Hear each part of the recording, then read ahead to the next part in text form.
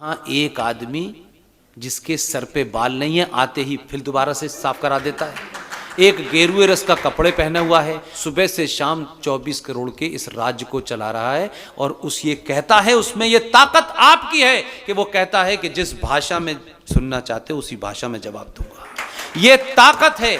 ऐसे लोग दलालों के कारण अपने उन लोगों के जिनकी महत्वाकांक्षाएं बढ़ गई हैं,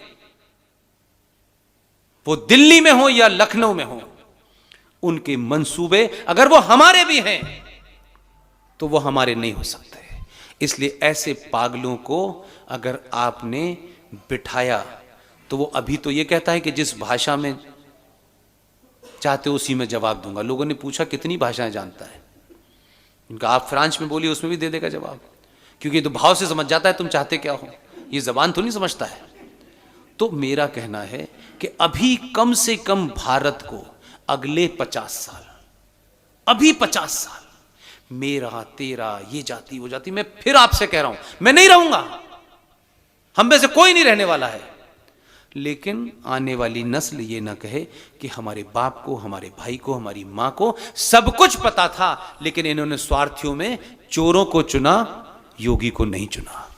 अगर भारत सेकुलर है भी, जिसे 1976 में रात के अंधेरे में इंदिरा गांधी ने बिना किसी से पूछे, अगर आपने उस 76 के अंदर भारत के प्रियम्बल, जिसको अक्षुण्ण कहा जाता है कि प्रियम्बल में बदलाव कभी नहीं होता है, बदलाव संविधान की धाराओं में होता रहता है समय समय पर, क्योंकि परिस्थितियों के हिसाब से उसमें अमेंडमेंट होते हैं, अमेंडमेंट करना जायज है। लेकिन आपने भारत के प्रियम्बल में 1976 में अपने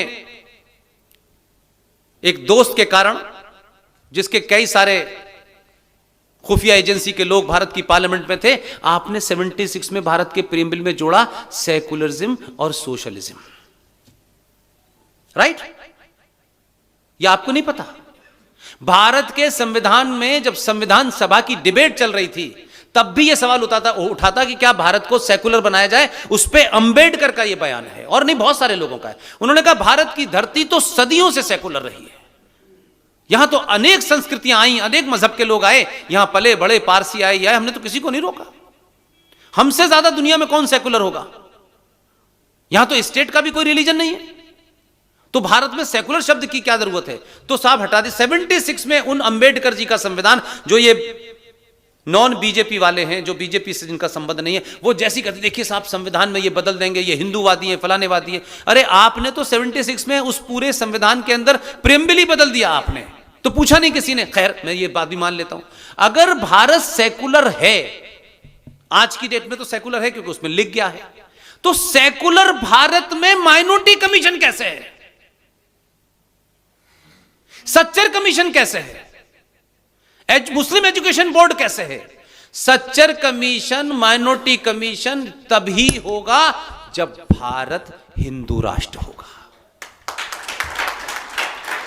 मैं बात गलत कर रहा हूं? अगर भारत हिंदू राष्ट्र होगा तब उसमें होगा कि भाई ये मुसलमानों के लिए अलग से, क्योंकि ये हिंदू राष्ट्र है। मैं गलत कह रहा हूं? लेकिन सेकुलर भी है और माइनॉरिटी कमीशन भी है। वहां कह रहे हैं कि मजहब की बुनियाद पर राजा कोई फैसला नहीं करेगा। सेकुलरिज्म का मतलब है रिलीजन अलग, स्टेट अलग, यानी राज्य अलग। फिर आप कह रहे हैं कि स्टेट और रिलीजन। फिर आपने वक्फ बोर्ड जो 1921 में 23 में बना था, फिर आपने 2013 में वक्फ बोर्ड के तहत एक कानून बना दिया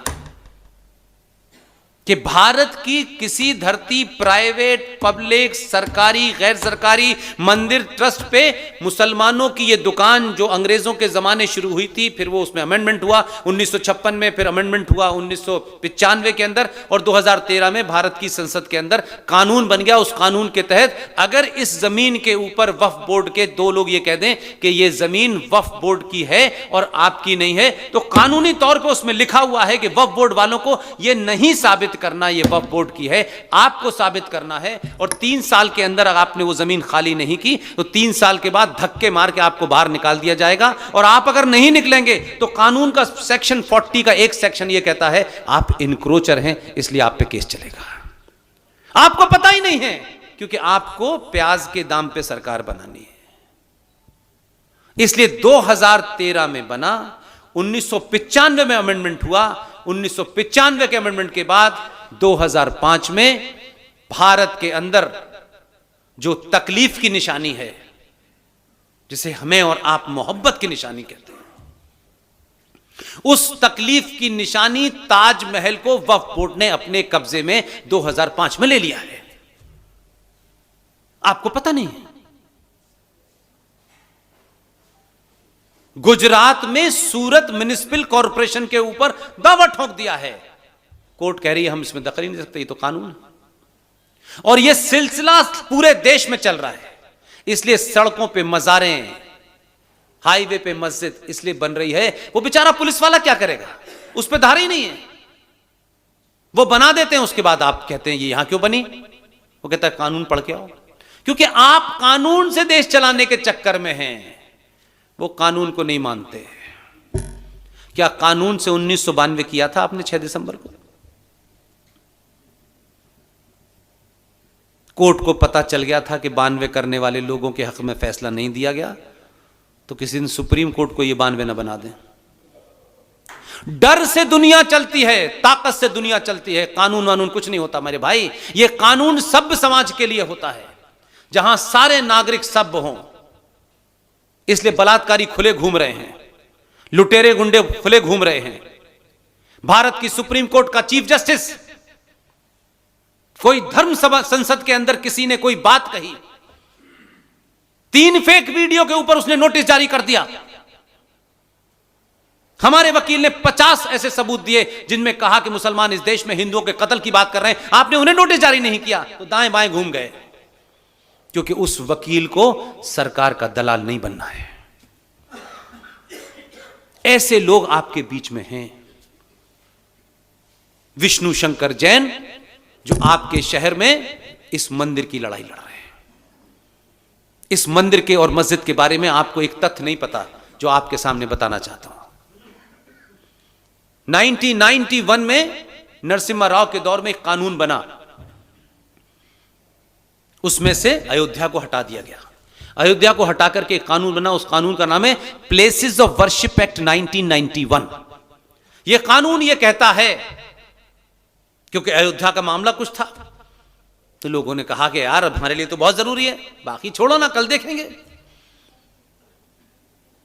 जो विजनरी कौमें होती हैं, जो हजारों साल की सोचती हैं ना, वो किसी समझौते को इसलिए नहीं मानती कि उनको मालूम है कि अगर हमने ये समझौता आज माना तो हमारी 1000 साल की नस्ल बर्बाद हो जाएगी।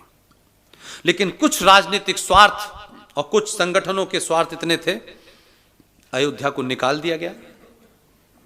नरसिम्हा राव की सरकार ने कानून बनाया कि इस्लामिक आतंकवादी जिहादी जो इस देश में 1947 तक थे, जैसे भी आए, अंग्रेजों के माध्यम से आए, औरंगजेब आया, बाबर आया, ये आया, वो जो भी थे, इस देश में जितने भी मंदिर मस्जिद टूटे हैं, जो उनका स्टेटस है 1947 को, 15 अगस्त 1947 को जो उन स्टेटस है वो एज इट इज रहेगा, उसमें कोई अपील और दलील नहीं की जा सकती।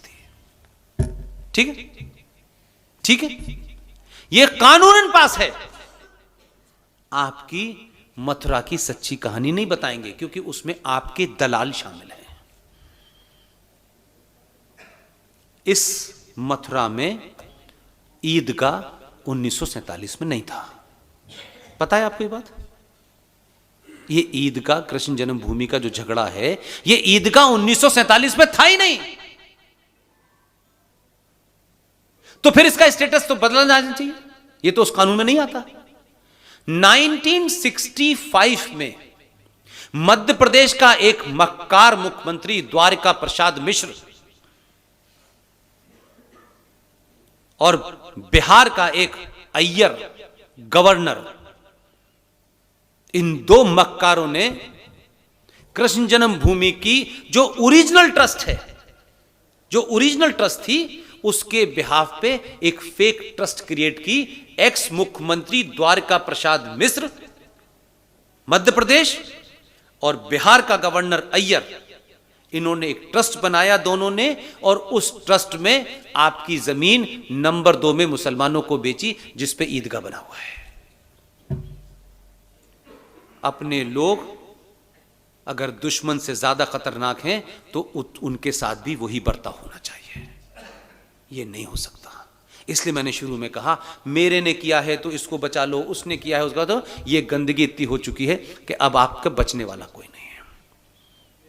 लिहाजा प्लेसेस ऑफ वर्शिप एक्ट बन चुका है। उसके बाद भारत के किसी मंदिर के ऊपर जो उस पर तोड़ करके मस्जिद भी बनाई हुई है उसमें 99% हिंदुओं के हैं, उन स्ट्रक्चर को नहीं हटा सकते।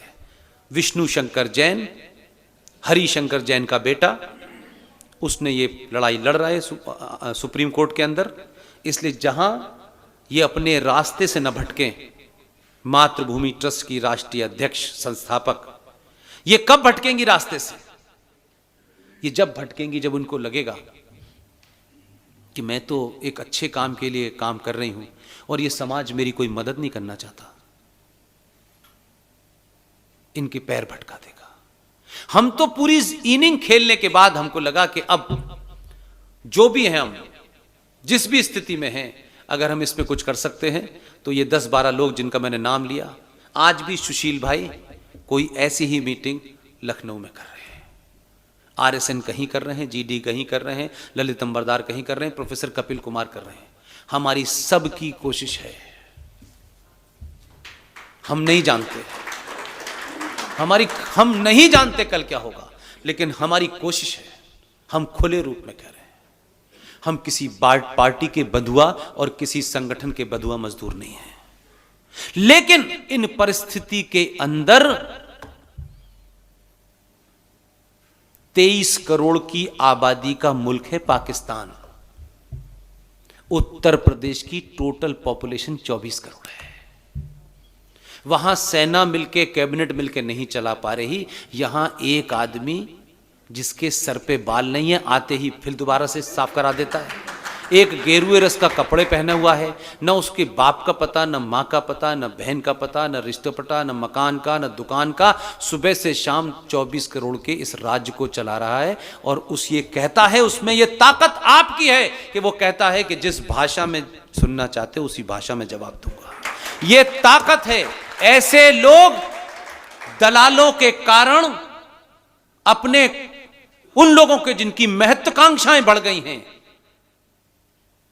वो दिल्ली में हो या लखनऊ में हो, उनके मंसूबे अगर वो हमारे भी हैं तो वो हमारे नहीं हो सकते। इसलिए ऐसे पागलों को अगर आपने बिठाया तो वो अभी तो ये कहता है कि जिस भाषा में चाहते हो उसी में जवाब दूंगा। लोगों ने पूछा कितनी भाषाएं जानता है, उनका आप फ्रांस में बोलिए उसमें भी दे देगा जवाब, क्योंकि तो भाव से समझ जाता है तुम चाहते क्या हो। ये जबान तो नहीं समझता है। तो मेरा कहना है कि अभी कम से कम भारत को अगले 50 साल, अभी 50 साल मेरा तेरा, ये जाति वो जाति, मैं फिर आपसे कह रहा हूं मैं नहीं रहूंगा, हम में से कोई नहीं रहने वाला है। लेकिन आने वाली नस्ल ये ना कहे कि हमारे बाप को, हमारे भाई को, हमारी मां को सब कुछ पता था, लेकिन इन्होंने स्वार्थियों में चोरों को चुना, योगी को नहीं चुना। बहुत बहुत धन्यवाद। Thank you very much.